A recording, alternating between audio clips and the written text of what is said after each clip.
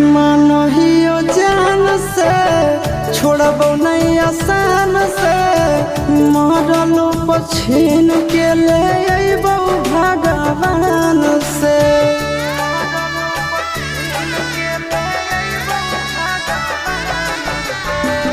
मानहियो जान से छोड़बो नहीं आसान से मरलो पछीन के ले अइबो भगवान से।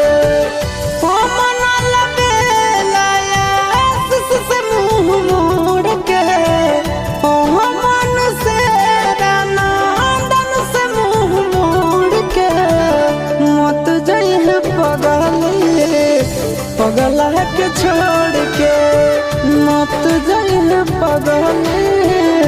पगला के छोड़ के।